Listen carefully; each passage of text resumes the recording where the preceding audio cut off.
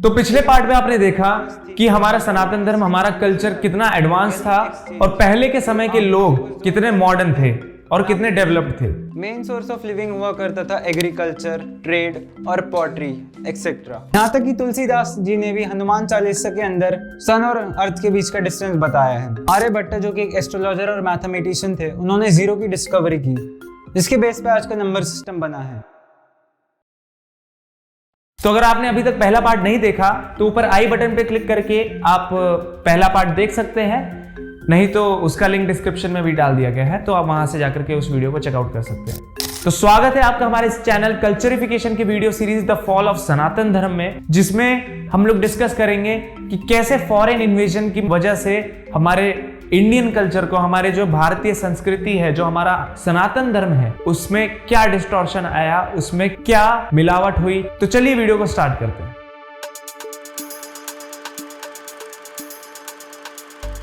So there is no problem in accepting that in medieval period many of the temples were destroyed. But the problem with some of our historians, that is mainly our Marxist historian, is they would not accept it. Even if they find it also, they will not accept it.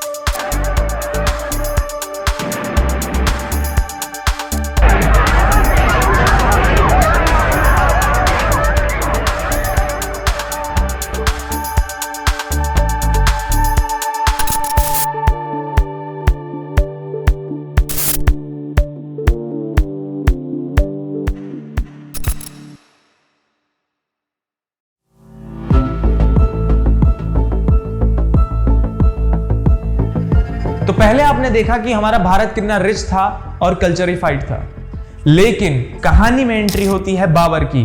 1526 में पानीपत की पहली लड़ाई में इब्राहिम लोदी को हराकर बाबर ने भारत के अंदर मुगल डायनेस्टी की स्थापना की। जो मुगल शासक हुआ करते थे वो तुर्को मंगोल ओरिजिन से हुआ करते थे। इनके आने के बाद जो हमारे गुरुकुल्स थे, हमारे अंदर जो यूनिटी थी, हमारे जो वैदिक ज्ञान था और जो हमारा सोसाइटल स्ट्रक्चर था, वो कहीं ना कहीं टूटने सा लगा। फिगर्स फिक्स नहीं है, लेकिन ऐसे 60,000 यानी कि 60,000 से भी ज़्यादा स्ट्रक्चर्स को, जो कि टेम्पल्स थे या फिर अदर नॉन मुस्लिम स्ट्रक्चर्स थे, उनको तोड़ा गया। और जिसमें सबसे बड़ा हाथ आता है औरंगजेब का। एक तरफ इनको तोड़ा तो जा ही रहा था, लेकिन दूसरी तरफ इनकी जगहों पे मस्जिद की भी स्थापना हो रही थी, जिसके आज साक्षात प्रमाण हम लोग देख सकते हैं अपने समाज के अंदर। जैसे कि काशी विश्वनाथ मंदिर की जगह पे ज्ञानवापी मस्जिद को बनाया गया, राम जन्मभूमि की जगह पे बाबरी मस्जिद को बनाया गया था, और अभी मथुरा में कृष्ण जन्मभूमि पे शाही ईदगाह का भी निर्माण किया गया। और ऐसे ही सोमनाथ मंदिर और अन्य मंदिर हैं, जिनकी अगर हम लिस्ट खोलें तो ये वीडियो बहुत लंबी हो जाएगी। ऐसे ही वृंदावन में राधा मदन मोहन टेम्पल है, जिसको 1617 में औरंगजेब ने तोड़वा दिया था। लेकिन इनके जो डीटीज थे राधा मदन मोहन, इनको रातों रात राजा जय सिंह ने जयपुर भिजवा दिया था, और इवन आज भी वह जयपुर में विराजमान है। इवन जो मथुरा शहर है, उसका भी नाम इस्लामाबाद किया गया था, ऐसा कई ऑफिशियल डॉक्यूमेंट्स उस समय के जो थे उसमें पाया गया है। ऐसे ही दूसरा स्ट्रक्चर है नालंदा यूनिवर्सिटी, जिसका नाम हर किसी ने कहीं ना कहीं सुना ही होगा, जो कि मगध में सिचुएटेड था, जो कि प्रेजेंट डे बिहार में मौजूद है। ये जो यूनिवर्सिटी थी, काफी प्रसिद्ध यूनिवर्सिटी थी भारत की। ये दुनिया की पहली रेसिडेंशियल यूनिवर्सिटी थी, जहां पूरी दुनिया से लोग आया करते थे, यहाँ पे आकर के रहा करते थे और यहाँ पे ज्ञान अर्जित किया करते थे। चाइना, श्रीलंका, बांग्लादेश और भी भूटान, अलग अलग जगहों से लोग आया करते थे और यहां पर आकर के ज्ञान अर्जित करते थे। इस यूनिवर्सिटी के अंदर Ayurveda, medicine, grammar, Indian philosophy, mathematics और भी अन्य सब्जेक्ट पढ़ाए जाते थे, जिनको सुन के आप समझ सकते हैं कि हम उस समय में भी कितने एडवांस थे। इस यूनिवर्सिटी के अंदर करीब 90 लाख मैन्युस्क्रिप्ट्स थी, जो कि आप समझ सकते हैं कितनी वैल्यूएबल होंगी। लेकिन फिर आगे चल करके 1990 के करीब एंट्री होती है बख्तियार खिलजी की, जिसने इस यूनिवर्सिटी के अंदर आग लगा दी, जो कि आग इतनी प्रचंड थी कि लगभग 3 महीने तक ये जलती रही। अब देखिए कागज का टुकड़ा जलने में कितना ही समय लगता है, लेकिन ये आग कितनी प्रचंड है, लगभग 3 महीने और 90 लाख मैन्युस्क्रिप्ट्स एक बार में ही जला दी गई। यह हालांकि मुगल रूलर नहीं था, ये तुर्को अफगानी रूलर था, लेकिन इसके चलते हमसे पूरा ज्ञान एक बार में छीन लिया गया। जब बात कल्चरल सप्रेशन की ही की जा रही है तो सबसे पहला नाम ऑब्वियसली औरंगजेब का आता है। और आए भी क्यों ना, औरंगजेब ने ही पूरे मुगल राज में सबसे ज्यादा अत्याचार किया है नॉन मुस्लिम्स के ऊपर। तो सबसे पहले बात करते हैं टैक्स के ऊपर। औरंगजेब ने जिजिया, जो कि अकबर ने बंद किया था, उसको लागू कर दिया था वापस से नॉन मुस्लिम्स के ऊपर। जिजिया एक टैक्स होता है जो कि नॉन मुस्लिम्स मुस्लिम रूलर्स यानी कि जो मुगल रूलर्स हैं उनको दिया करते थे एज अ प्रोटेक्शन फी। मतलब कि जो नॉन मुस्लिम्स होते थे वो मुगल रूलर्स को अपनी प्रोटेक्शन के लिए एक फी या एक टैक्स दिया करते थे, उसी को हम जिजिया बोलते हैं। इवन जो हिंदू ट्रेडर हुआ करते थे उन पे लगभग 5% की कस्टम ड्यूटी लगाई जाती थी, लेकिन दूसरी तरफ जो मुस्लिम ट्रेडर्स हुआ करते थे उन पे मात्र 2.5% की कस्टम ड्यूटी लगाई जाती थी। आगे देखें तो औरंगजेब ने नए बने हुए मंदिरों को तोड़ने का आदेश दिया और साथ ही साथ जो पुराने मंदिर थे उनके रेनोवेशन या रिपेयर करने से मना कर दिया। यहां तक कि उसने गुजरात के गवर्नर को यह तक आदेश दिया कि अहमदाबाद के बाजारों के बाहर कोई भी हिंदू फेस्टिवल्स नहीं मना सकता, जैसे कि होली और दिवाली। आगे बढ़ते हैं। औरंगजेब ने इतना सब तो किया ही, लेकिन साथ ही साथ फोर्स्ड कन्वर्जन भी किया।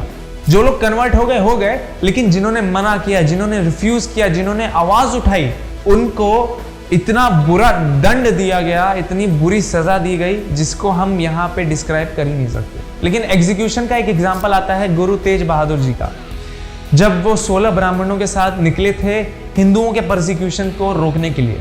लेकिन आगे चल के उनको बंदी बना लिया जाता है, उनको पकड़ लिया जाता है और उनको इस्लाम कबूलने के लिए कहा जाता है। लेकिन ऑब्वियस सी बात है उन्होंने ऐसा करने से मना किया और फिर जो उनके साथ सलूक हुआ वो बहुत ही दर्दनाक हुआ। अराउंड नवंबर 1675 में दयाल दास को खौलते पानी में उबाल दिया गया और सती दास को जिंदा जला दिया गया, सिर्फ धर्म ना कबूलने के लिए। और यही नहीं, गुरु तेज बहादुर जी का सिर धड़ से अलग कर दिया गया।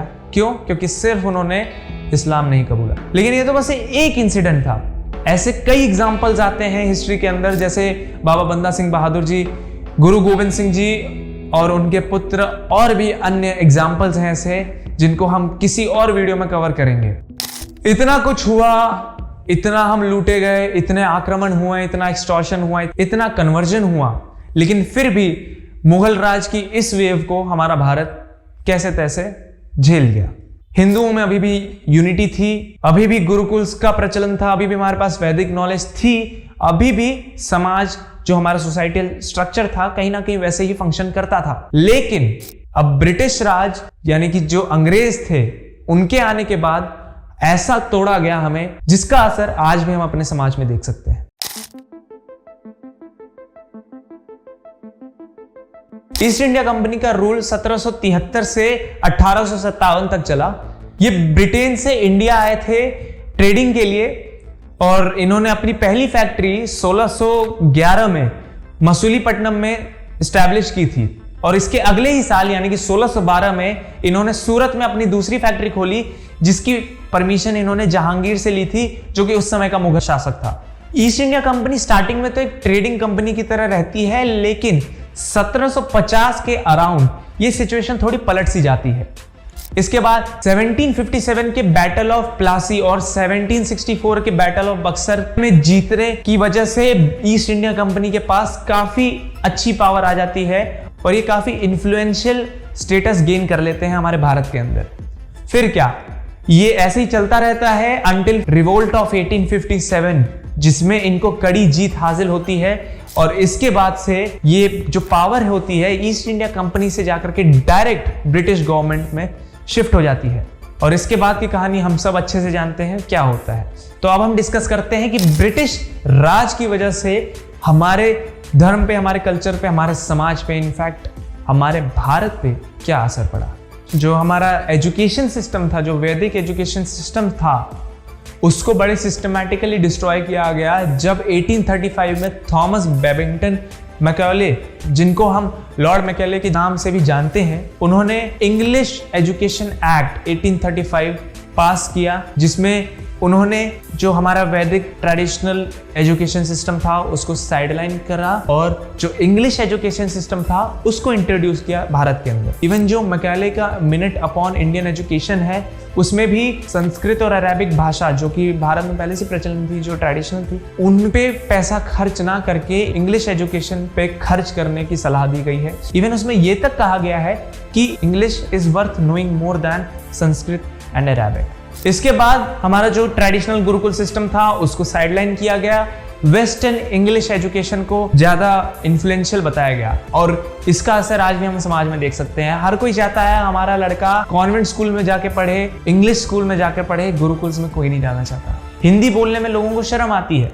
तो आप सोच सकते हैं कि ये सब चीजें अंग्रेजों ने पहले ही प्लांट कर दी थी और आज ऐसा लग रहा है कि वे सक्सेसफुल हो चुके हैं। ब्रिटिशर्स ने इंग्लिश को एक मेन लैंग्वेज की तरह स्थापित किया और जो संस्कृत और प्राकृत लैंग्वेजेस थी हमारे देश के अंदर पहले से ही, उसको दबा दिया गया, उसको एक लोअर कैटेगरी दिया गया। अंग्रेजों ने आम जनता के अंदर मन में ये डाल दिया कि जो इंग्लिश बोलते हैं वो बड़े लोग होते हैं, वो साहब होते हैं, और जो हिंदी या संस्कृत या प्राकृत जो हमारी लोकल लैंग्वेजेस बोलने वाले हैं वो नीचे होते हैं, लोअर क्लास उसको बना दिया गया। ईस्ट इंडिया कंपनी जब 1600s के अराउंड आई भारत के अंदर इनिशियली, वो अपने साथ प्रोटेस्टेंट क्रिश्चियनिटी को भी ले आए। इनका प्रोपोगेशन उस समय तो इतना कुछ खास हो नहीं पाया, लेकिन 1813 तक, 1813 तक इनका रास्ता खाली हो गया और ये काफी अच्छे से क्रिश्चियनिटी को पूरे देश भर में फैलाने लगते हैं और इनका साथ ब्रिटिशर्स भी देते हैं। इसी बीच इन्होंने कई नए इंस्टीट्यूशंस भी खोले, जैसे कि स्कूल्स, कॉलेजेस, यूनिवर्सिटीज, जिनमें काफी नोटेबल नाम हैं, जैसे कि क्राइस्ट चर्च कॉलेज,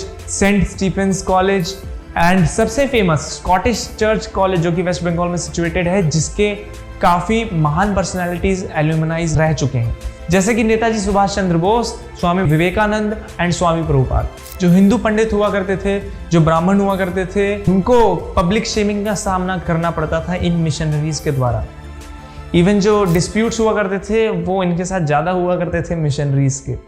जो अनाथ होते थे और जो बच्चे हुआ करते थे गरीब फैमिली से या जिनकी इनकम अच्छी नहीं होती थी, उस फैमिली से बिलोंग करते थे, उनको मिशनरीज वाले बोर्डिंग स्कूल्स में डाला जाता था, जिससे कि उनको क्रिश्चियनिटी का ज्ञान मिलता था और उनकी अपब्रिंगिंग ही ऐसी होती थी जिससे कि वे अपने हिंदू आइडियोलॉजी से आइसोलेटेड रहे। जो लोअर कास्ट के लोग होते थे वो ज्यादा इनके टारगेट हुआ करते थे, वे इनकी इनसिक्योरिटीज को एक्सप्लॉइट करके इनको कन्वर्जन का माध्यम बनाते थे। मिशनरीज इनके मन में ऐसा एक मिथ डालते थे कि वे इंडियन ज्यूज के डिसेंडेंट्स हैं और वे इन पचड़ों में फालतू में ही पड़ चुके हैं। 1840s के आसपास लॉज भी काफी सारे पास किए गए थे जिसमें हिंदूज क्रिश्चियनिटी में कन्वर्ट हो सकते थे, इसकी परमिशन थी, लेकिन इसका वाइस वर्सा यानी कि क्रिश्चियनिटी टू हिंदू प्रोहिबिटेड था।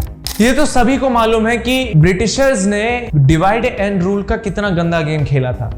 इसी के चलते हिंदू मुस्लिम्स के बीच में जो दरार हम आज देखते हैं उसकी नींव रखी गई थी। जैसा कि हमने फर्स्ट हाफ में डिस्कस किया था कि जो बची कुची यूनिटी थी भी वो इसके चलते ही खराब हो गई थी। यह सब 1909 मॉन्टे मिर्लो रिफॉर्म से चालू होता है, जब हिंदूज और मुस्लिम्स को अलग अलग इलेक्टोरेट इंट्रोड्यूस किए गए थे और फिर यहाँ से सिलसिला चालू होता है डिवाइड एंड रूल का। कभी ब्रिटिशर्स हिंदूज को सपोर्ट करते तो कभी मुस्लिम्स को सपोर्ट करते, ऐसे ही करके एक कम्युनिटी दूसरी कम्युनिटी के पीछे पड़ जाती और दोनों के बीच में दरार आती और इसी का बाय प्रोडक्ट हुआ पार्टीशन, जो कि आप देख सकते हैं देश का टुकड़ा कर दिया गया और इसका असर, इसका कन्फ्लिक्ट आज के समय में भी हम देख सकते हैं। आए दिन रिलीजियस कन्फ्लिक्ट्स की न्यूज आती रहती है, जो कि इसी की देन है। कास्ट सिस्टम को इतना बढ़ा चढ़ाकर ब्रिटिशर्स बताते थे, जो कि उनकी डिवाइड एंड रूल पॉलिसी में कंट्रीब्यूट करता था।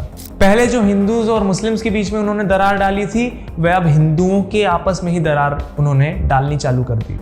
1871 में उन्होंने सेंसस कराया ये पता करने के लिए कि हिंदूज के बीच में कितनी कैटेगराइजेशन है, यानी कि इन शॉर्ट बोलूं तो उन्होंने जाति का क्लासिफिकेशन करने के लिए सेंसस को कंडक्ट कराया और केवल हिंदू कम्युनिटी को ही इसमें इस सेंसस में इन्वॉल्व किया गया। बाकी जो रिलीजियस कम्युनिटीज थी उनमें जो क्लासिफिकेशन थे उनको नजरअंदाज किया गया था। लो कास्ट के लोगों को जिनके साथ डिस्क्रिमिनेशन होता था उनको भड़काया गया, इतना भड़काया गया कि जिनके साथ डिस्क्रिमिनेशन नहीं हुआ था उनके मन में भी हेट्रेड की भावना पैदा हो गई थी। इन शॉर्ट बोलूं तो अंग्रेजों ने कास्ट सिस्टम का यूज करके अपने बेनिफिट के लिए इसका एक्सप्लॉइट किया ताकि वे सोशल ऑर्डर और अपने बेनिफिट्स का लाभ उठा सके। ब्रिटिशर्स ने इंडिया के रिसोर्सेज को काफ़ी एक्सप्लॉइट किया, जिसमें टेक्सटाइल्स, एग्रीकल्चर, मिनरल्स और भी अन्य चीज़ें इंक्लूडेड हैं।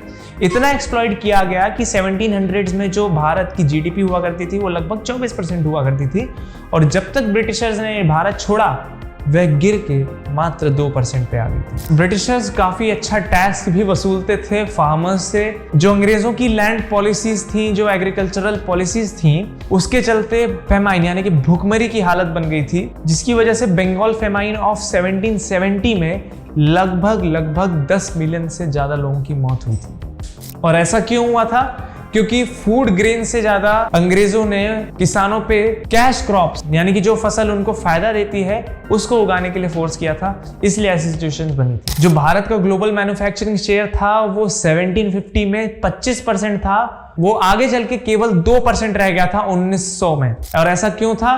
क्योंकि जो अंग्रेज थे वह इंग्लिश इंडस्ट्रीज को ज्यादा फेवर किया करते थे as compared to Indian industries. तो इस वीडियो में अभी तक हमने ये देखा कि कैसे हमारा जो कल्चर था, हमारा जो सनातन धर्म था, उसका डाउनफॉल कहाँ से चालू हुआ। और इसके पीछे एक ही कारण था, जो कि था हिंदुओं में एकता ना होना। हिंदुओं में एकता की कमी थी, जिसकी वजह से आज ये स्थिति हुई है। हम लोग अपने कल्चर पे ही कॉन्फिडेंट नहीं थे, जिसकी वजह से हम लोग वेस्टर्न आइडियोलॉजीज पे ज़्यादा अट्रैक्ट हो गए।